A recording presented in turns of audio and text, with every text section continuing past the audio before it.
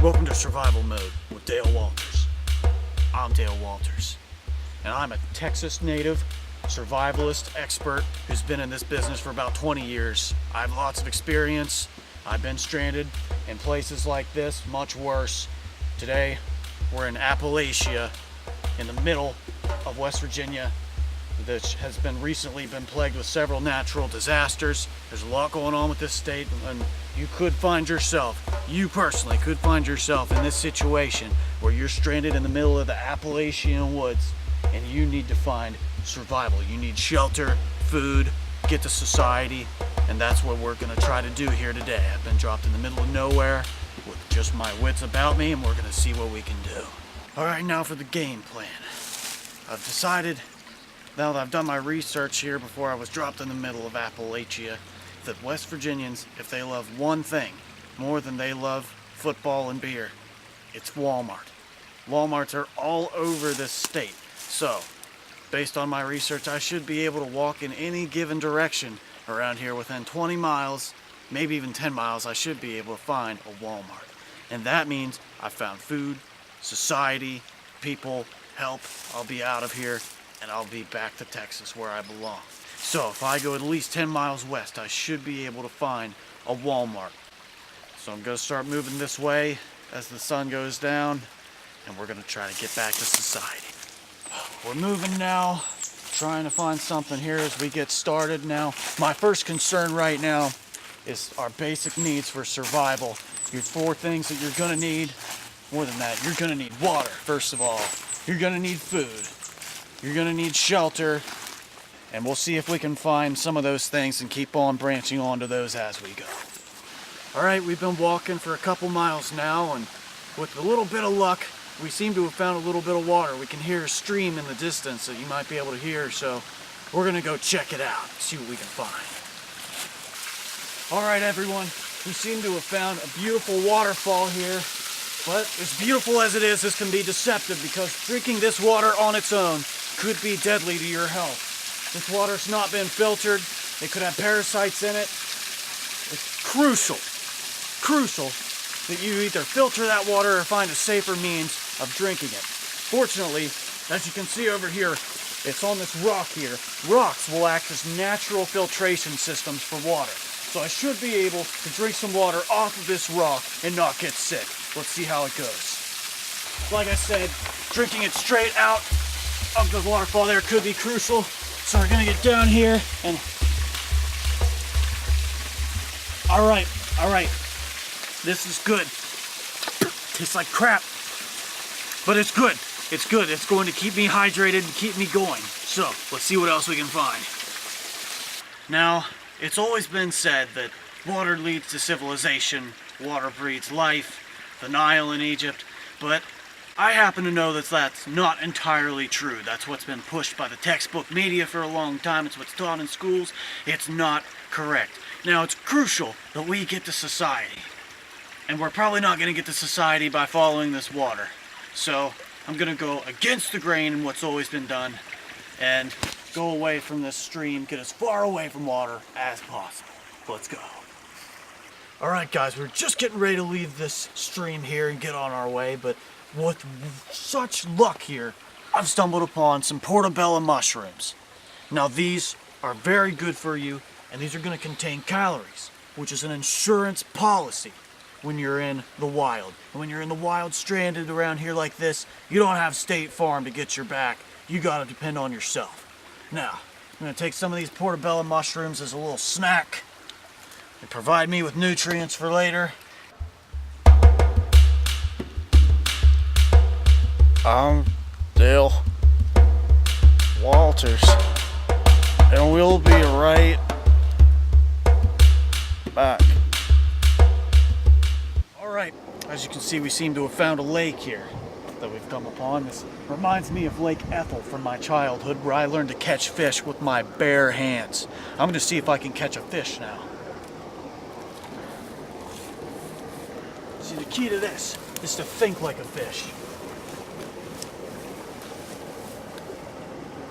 Think as if you were a fish.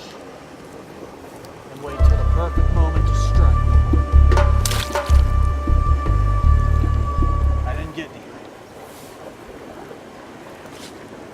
Not sure what this lake could be populated with. Could be catfish, bass, stingray, clownfish, not sure. But there should be some food out here. I should be able to get dinner for tonight somewhere in this lake. Alright, so I seem to have found some rope here that someone's left. Maybe a fisherman from a long time ago. And being a Texas native myself, I decided I should put my childhood lassoing skills to use and try to round up some fish in this pond. Now, unfortunately, I couldn't really remember from childhood how to tie a lasso, but that's okay, because I've been working on this other knot. So let's see if we can catch some fish.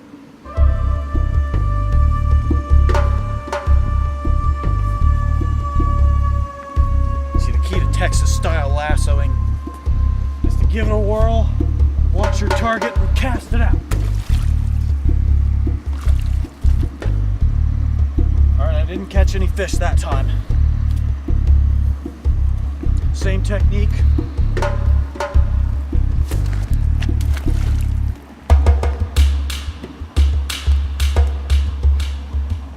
What we're gonna do now, since I didn't have any luck with fishing with my lasso, and I lost my lasso, is we're going to set up a trap. As you look here, we've taken some sticks here, and we're going to set a T-trap toward this is resting here.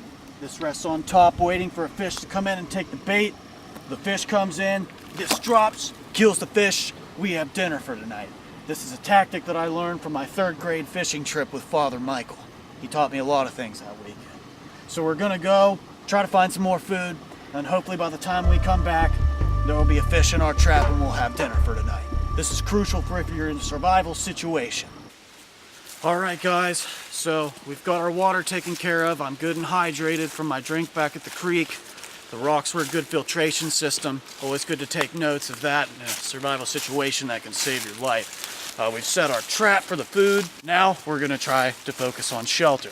This is just as crucial as water or food. You need to have somewhere to keep you safe. When it rains at night, if an animal comes around, we gotta get some shelter. So we're gonna go see if we can find something.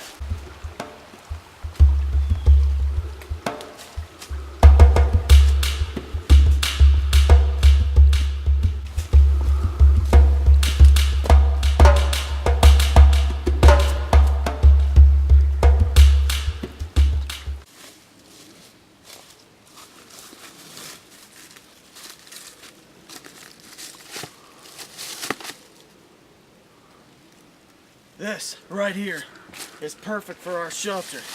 Rock formation, perfect location. This right here is going to keep me safe from the elements. That's going to keep me safe from the rain, wind, keep me dry, warm with my own body heat, keep me safe from the little critters that could be running around in there. God, I hope not, but it'll keep me safe from everything. So I'm going to try to curl up in here and make myself a little house for the night. I think I'll fit pretty nicely right in here. It's very cozy. I think I'll take myself a little nap right here, and then we'll come back later and see what we can figure out around here. Welcome back to Survival Mode with Dale Walters. I'm Dale Walters. And now that I've taken a nice nap, I woke up a little chilly. So we're going to try to make a fire, which is arguably one of the most important things with surviving in the wilderness. However, it's also one of the most difficult for most people. So, I found a couple things here. I found what looks to be an ordinary stick. That's because it is an ordinary stick. This can be crucial in a life-saving situation. Now, I also have this soaking wet piece of bark. Now, these two things in combination might save the day. Now, you may have heard in science class that when you're trying to start a fire, you want the two driest pieces of wood that you can possibly find. But I've found this to be mere propaganda. That is completely false. See, fire and water are chemical opposites. See, when you take a battery, you have the negative and positive side, and when those two meet, you have fire. So it makes sense that something wet and something dry meeting in contact would start a spark, and therefore a fire. So we're going to try to do this. We're going to set this piece of soaking wet wood here, and this is a Native American tradition here, how they would used to do this technique. You get a stick, and then we're going to try to rub it in there as much as we can. Try to keep it in the same spot. This is a very difficult technique. This could take a while.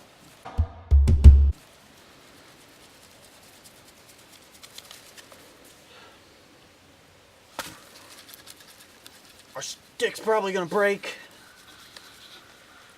All right, we're gonna go back to some traditional stuff here since this piece of wood and stick isn't really working. This is a Native American technique, so it makes sense that we should invoke the blessing of the Native American fire god, Anubis Knievel III. So, we're going to meditate.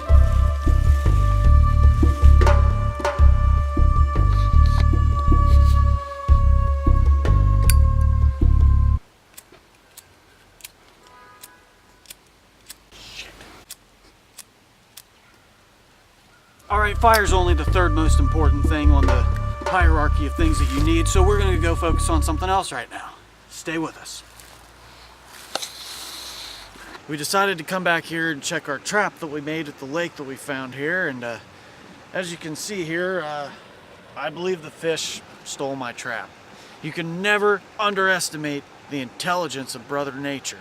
These animals are very intelligent. I set up a very intricate trap here to trap them, and they managed to overcome that.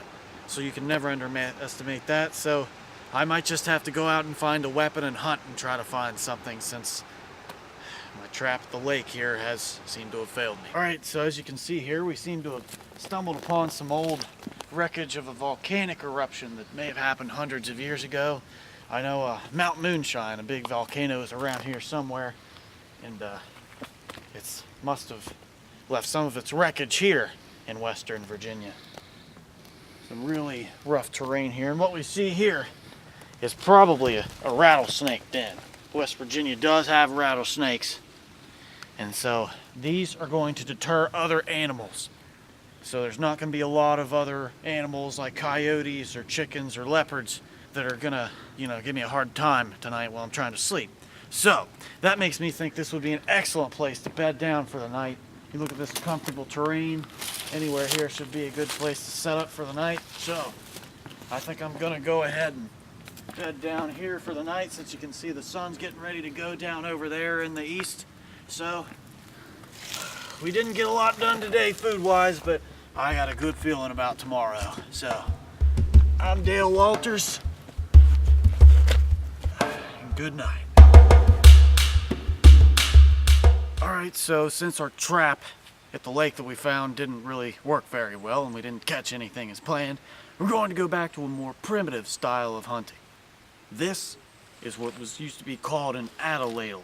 It was used by ancient Native American tribes, so I'm going to go back to my family's roots. It's in my blood a little bit. I actually have some Cherokee Indian blood in me, in my heritage. So I'm going to use this thing, and how you use this thing is that you're going to take it and you're going to throw it and lob it at your prey. So I'm going to find something and I'm just going to...